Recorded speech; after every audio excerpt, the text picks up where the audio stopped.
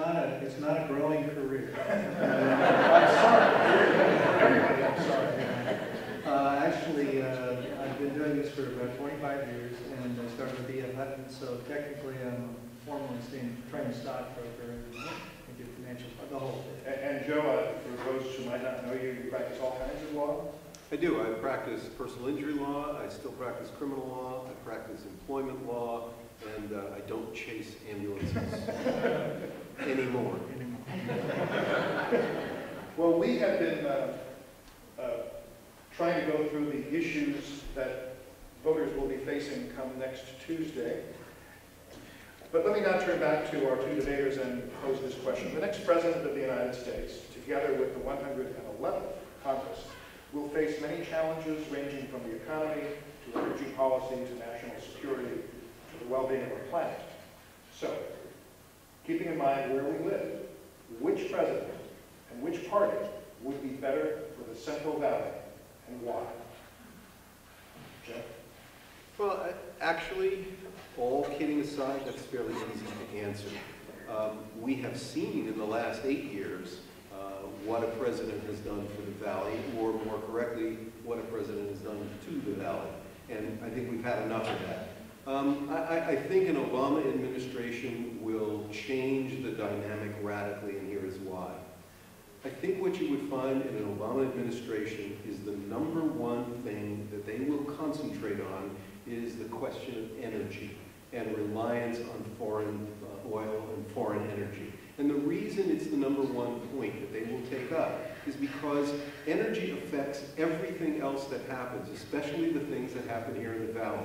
It affects jobs, it affects transportation, it affects infrastructure, it affects people, it affects their lives, it affects the environment. It covers the waterfront on every important major issue except health care in this election. If you look for one issue and you think, tell me what's important, it's energy. So I think that an Obama administration will focus so hard on energy to make it work, to get us off of foreign oil.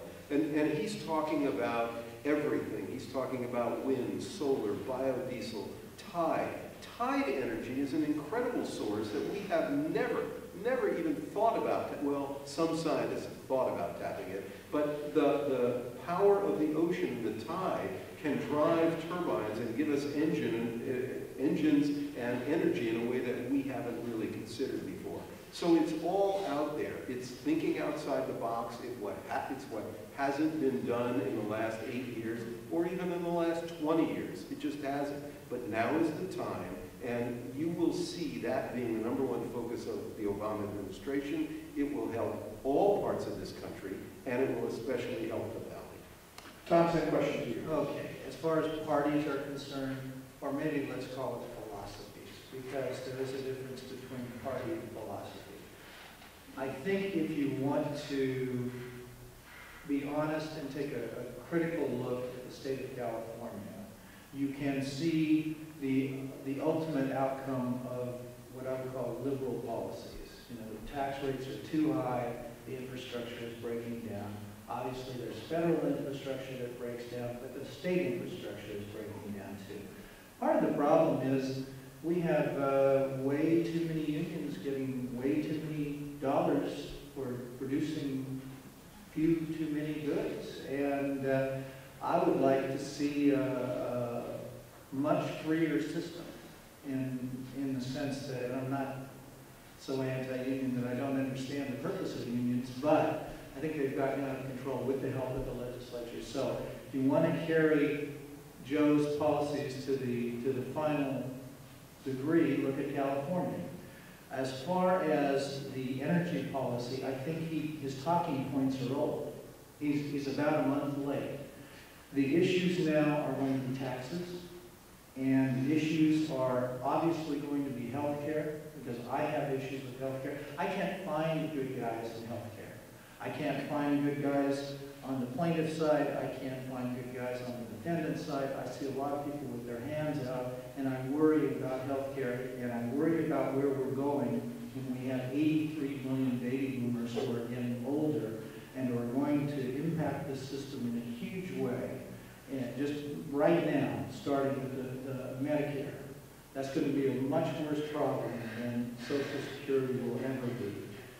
I'm afraid for all of us who are aging, because the value system that we have put in place by teaching people that it is okay to take life at any level could actually play out at the other end of the system. And I don't really want to have my grandchildren say to me when I'm 83 years old, Grandpa, you know, you're a nice guy, but you've got all the money.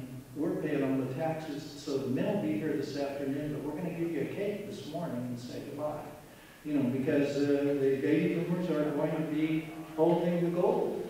And that's, believe me, we're dumbing down our kids. Before we get to our audience questions, I'd like to give each of you about a minute to respond to what the evidence. You know, that last thing, it's so remarkably typical, you know, of Republicans.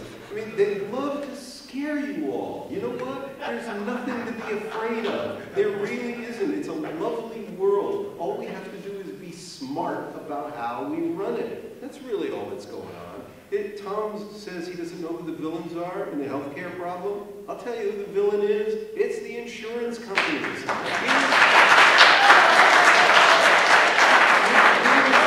Here's the dirty little secret of how it works. Tell me if you like a business like this.